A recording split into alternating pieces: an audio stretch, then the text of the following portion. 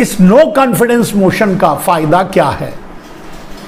संसद में no confidence motion क्यों लाया गया, या संसद में आखिर विपक्ष नो कॉन्फिडेंस मोशन की तरफ क्यों बढ़ा? क्योंकि उसे लगने लगा था कि चर्चा नहीं होगी, नरेंद्र मोदी अंत तक नहीं बोलेंगे, चर्चा नहीं करेंगे। लेकिन नो कॉन्फिडेंस पे तो बोलना पड़ेगा। नो कॉन्फिडेंस मोशन पे लोगों को भी अवसर मिलेगा बोलने का, और उस नो कॉन्फिडेंस मोशन पे लोग कुछ और बात नहीं करेंगे, सीधे मणिपुर की बात करेंगे।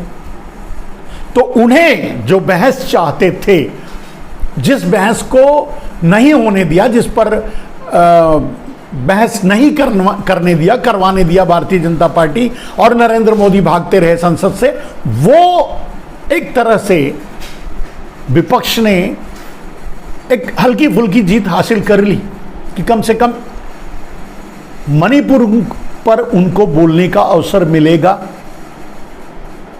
और सरकार को उस पर जवाब भी देना पड़ेगा, उनके मंत्रियों को बोलना पड़ेगा, जवाब देना पड़ेगा। इतना तो होगा। अब सोचिए कि इस तरह से लोकतंत्र को कितना बाधित कर रहे हैं नरेंद्र मोदी, उनकी पार्टी, उनके लोग। और वो आदमी कहता है कि वो फिर से प्रधानमंत्री बनेगा। संभव है? आप क्या सोचते हैं? और अगर नरेंद्र मोदी प्रधानमंत्री बनते हैं तो अभी नागालैंड, मिजोरम, मणिपुर, आसाम, उस तरफ के सारे छोटे छोटे राज्य जिस तरह से आग में झोंके जा रहे हैं, जलने के लिए छोड़ दिए गए हैं,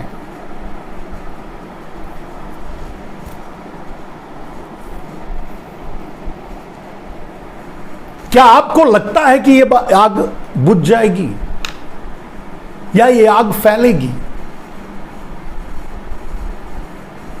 वैसे नरेंद्र मोदी का शगल रहा है कि वो देश जलाकर ही मुख्यमंत्री बने थे। लोगों को दंगे की आग में झोंककर ही वो मुख्यमंत्री बने थे पहली बार। ये रिकॉर्ड पे है, ये तो हुआ ही है ना। उनसे ये उम्मीद करना कि वो कोई उचित कार्यवाही करेंगे, और नहीं कर रहे हैं, नहीं बोल रहे हैं, सब कुछ बोल रहे हैं, सारे ड्रामे कर रहे हैं, सारी नौटंकी कर रहे हैं, लेकिन मणिपुर पर नहीं बोल रहे हैं। ऐसे आदमी को आप प्रधानमंत्री मानते हो, या मानना चाहिए? या ऐसा आदमी प्रधानमंत्री हो भी सकता है? दोस्तों, मुझे तो नहीं लगता कि ऐसा आदमी प्रधानमंत्री हो भी सकता है।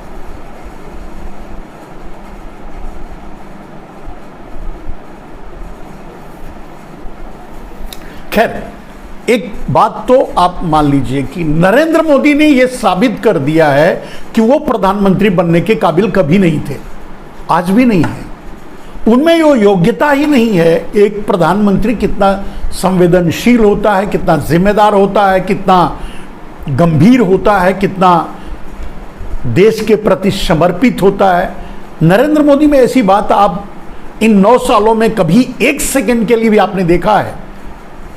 जुमलेबाजी, झूठ, मक्कारी, फेंकना,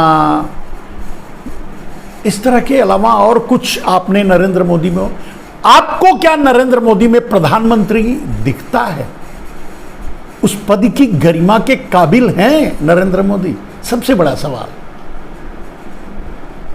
एक भी काम आप बताइए, नरेंद्र मोदी जब से आए हैं तब से एक भी काम आप बता दीजिए, ये काम नरेंद्र मोदी ही कर सकते थे, नरेंद्र मोदी ही किए हैं। और अगर नरेंद्र मोदी का नहीं होते तो नहीं होता, या यूं कह सकते हैं कि एक योग्य प्रधानमंत्री हैं नरेंद्र मोदी। आपने कभी महसूस किया? ब्रांडिंग के जरिए वो प्रधानमंत्री बने, ब्रांडिंग के जरिए आज भी प्रधानमंत्री हैं। लेकिन अब ब्रांडिंग का ब्रांड खत्म हो रहा है, लोग कब तक अंधेरे में रहेंगे? चलिए एक बात बताइए, नरेंद्र मोदी ने आपसे, अगर मैं पूछूं कि आपने नरेंद्र मोदी को वोट क्यों दिया, पहली बार, दूसरी बार छोड़ दीजिए, पहली बार, दूसरी बार तो आपने वोट नहीं दिया है।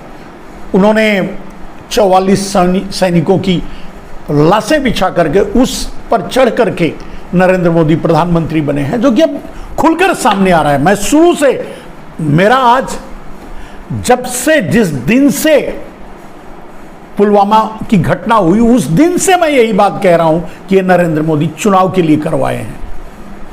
अब तो उनके लोग, अब तो सतपाल मलिक खुलकर बोल रहे हैं, अब तो कह रहे हैं कि जो पुलवामा करवा सकता है वो कुछ भी करवा सकता है। अब इससे ज्यादा क्या कहेगा कोई? और कम से कम मैं यहां सही था डे वन से, पहले दिन से मैं यही बात बोल रहा था। लोग इधर उधर भटक रहे थे, लोग कुछ बोल रहे थे, लेकिन मैं पहले दिन से कह रहा था कि नरेंद्र मोदी पुलवामा के लिए सीधे जिम्मेदार हैं, उन्होंने ही करवाया है, और सिर्फ चुनाव जीतने के लिए, 2019 का चुनाव जीतने के लिए। लेकिन अब सवाल ये है कि आगे फिर ऐसी कोई घटना होने वाली है क्या? नरेंद्र मोदी आगे भी इस तरह की घटना करवा करके चुनाव जीत सकते हैं, जीतेंगे? मैं कहूंगा नहीं, क्योंकि अब देश जान चुका है नरेंद्र मोदी इस तरह की कोई घटना करके भी चुनाव जीतते हैं, ये अब एक एक बच्चा जानता है भारत का। तो अब इनके इस तरह के कर्मों का प्रभाव तो नहीं पड़ेगा चुनाव पर, वोट पर या लोगों पर। लेकिन यहां फिर लौटकर हम उसी मणिपुर की तरफ आते हैं मेरे दोस्तों, कि क्या नरेंद्र मोदी का जो व्यवहार है, नरेंद्र मोदी ने जो इनिशिएट लिया है, नरेंद्र मोदी ने जो कुछ किया है मणिपुर के लिए, वो सही है? वहां नंगी करके औरतों के साथ इतना बड़ा दुर्व्यवहार होता रहा और नरेंद्र मोदी मुस्कुरा करके कर्नाटक का चुनाव लड़ते रहे, वोट मांगते रहे, बजरंगबली के नारे लगाते रहे। उस बजरंगबली के जो माता सीता का सिर्फ नाखून देखे थे, या मतलब बजरंगबली को बहुत एक स्वच्छ भक्ति भाव से लोग देखते हैं, उस बजरंगबली का नाम लेकर के, नारे लगा करके कर्नाटक में चुनाव में वोट मांगते रहे। और ये वो सीन, वो सीनरी, वो रिपोर्ट्स देखते रहे और उसे दबाते रहे जो मणिपुर से आता रहा। हमें आपको तो नहीं पता था, लेकिन उस इंसान को तो पता था ना, नरेंद्र मोदी को तो पता था ना, नरेंद्र मोदी ने क्या किया। और अगर कुछ नहीं किया, फिर आप प्रधानमंत्री कैसे मान सकते हैं इस आदमी को? और उसके बाद भी ये आदमी दावे से कहता है कि ये अगली बार भी प्रधानमंत्री ही बनेगा। कहा नहीं जा सकता, मतलब और ऐसे कुछ लोग हैं जो कहते हैं आएगा तो मोदी, अभी भी। आश्चर्यजनक बात है।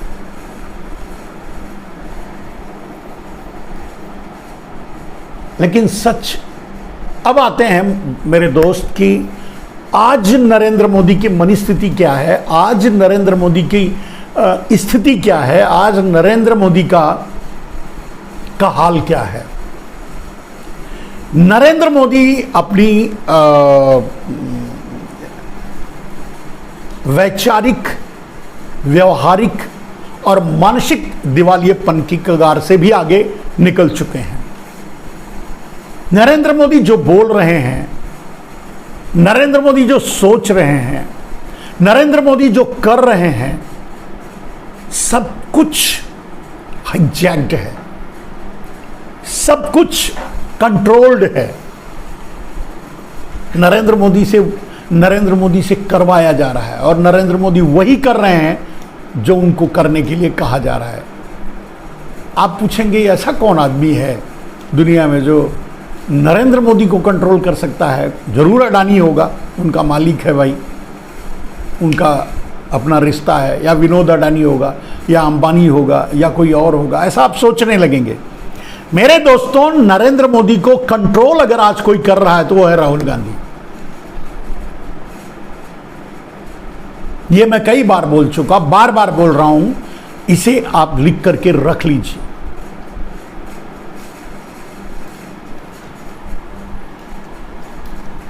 किस तरह के व्यूह की रचना की जाती है जब आदमी हर कदम वही चाल चलता है जो सामने वाला जिस तरह से व्यू की रचना कर देता है। नरेंद्र मोदी वही बोल रहे हैं आज जो राहुल गांधी चाहते हैं। नरेंद्र मोदी वही कर रहे हैं आज जो राहुल गांधी चाहते हैं। नरेंद्र मोदी वही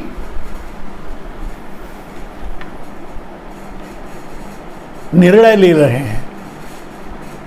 अब आप कहेंगे, जैसे अब कुछ एक उदाहरण मैं देता हूं। नरेंद्र मोदी इंडिया का डेफिनेशन और इंडिया पर इतनी घटिया बातें बोल गए, इतने घटिया उदाहरण दे डाले कि जिसको गधे घोड़े में कोई फर्क ना हो, इंसान जानवर में कोई फर्क ना हो, तो क्या कह सकते हैं। तो जिस तरह से इंडिया का डेफिनेशन नरेंद्र मोदी ने पेश किया भारत के सामने, आप जानते हैं कि नरेंद्र मोदी ने ऐसा क्यों किया और कैसे किया। एक व्यू रचना की गई और उसमें नरेंद्र मोदी को फंसाया गया, उनके सामने इंडिया नाम रखा गया, उन्हें उकसाया गया और वो इतना उद्वेलित हुए कि आपे से बाहर हो गए और वो इंडिया को जो भी कहना था कह डाले। मैंने कहा है कि भारत को तो पहले ही बेच डाले और इंडिया को गरिया डाले, लताड़ डाले, लतिया डाले, पता नहीं क्या क्या कर डाले। आप देख ही रहे हैं क्या क्या बोल डाले। आतंकवादी कह दिया, ये कह दिया, जो मुंह से निकला कह दिया। लेकिन ये विक्षिप्तता, ये मतलब अधीरपन, या ये कह सकते हैं कि मतलब ये कैसे हुआ, क्यों हुआ। राहुल गांधी ने वो भी रचना की जिसमें नरेंद्र मोदी फंस करके ये बातें बोले। अब इसका तर्क देता हूं, ठीक है। क्या राहुल गांधी सीधे मंच पर आए कर्नाटक के अपनी मीटिंग में, 26 दलों की जब मीटिंग थी, वहां आए और वहां सीधे बोल दिया ये और इसका डेफिनेशन होता है इंडिया, यही हमारे आगे के जो कोलेशन है उसका नाम होगा। क्या इतने ही आसानी से राहुल गांधी ने कह दिया और बोल दिया?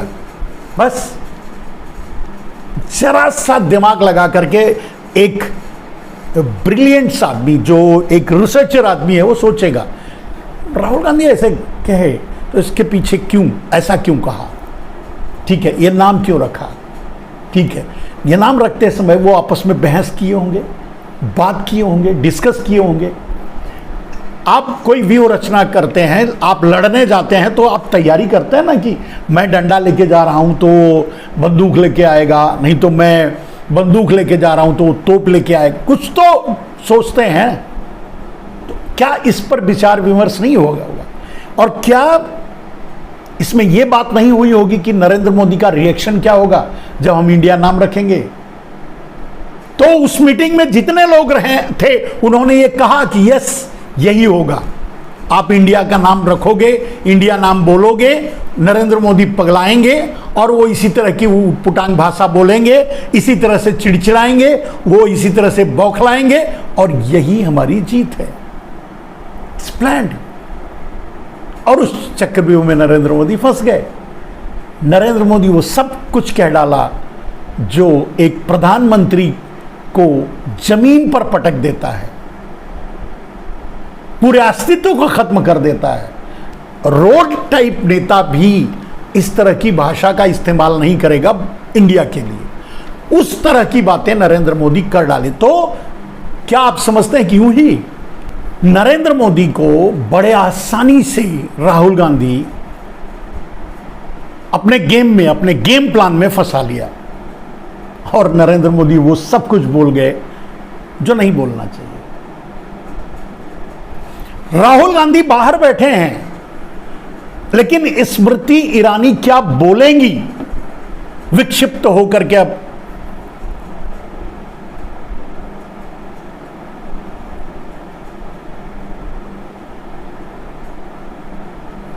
स्मृति ईरानी क्या बोलेंगी विक्षिप्त होकर के संसद में? ये राहुल गांधी प्लान थे, कर चुके थे। उन्हें पता था यही बोलेंगी, इसी तरह की बातें करेंगी, क्योंकि ये स्टडीड हैं, मतलब इनको पढ़ा गया है, इनको समझा गया है, इनके बारे में रिसर्च किया गया है। और सिर्फ यही नहीं, आप जो बोलिए, आप कल्पना कीजिए नरेंद्र मोदी से वो काम करवाया जा सकता है, और राहुल गांधी आराम से करवा लेंगे और कर लेंगे।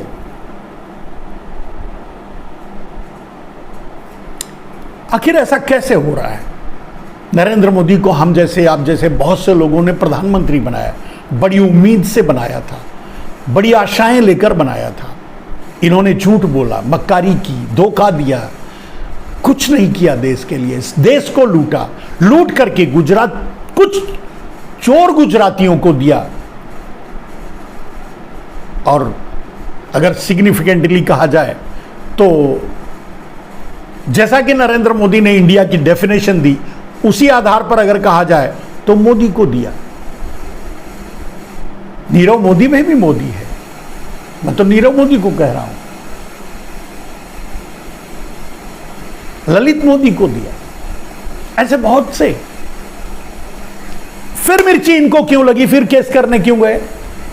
फिर राहुल गांधी पर मैं तो नहीं समझ। और एक सेकेंड, मतलब जस्ट मैं समझता हूं कि 5 to 10 मिनट्स, 5 से 10 मिनट अगर सुप्रीम कोर्ट में बोलना पड़े तो सुप्रीम कोर्ट वही फैसला देगा जो राहुल गांधी के पक्ष में होगा। और मैं जानता हूं कि अभी वो फैसला नहीं लेना है, इसलिए उसका प्रयास नहीं किया जा रहा है। खैर, वो एक अलग बात है। मेरे कहने का अर्थ यह है कि राहुल गांधी पूरी तरह से नरेंद्र मोदी पर छा चुके हैं।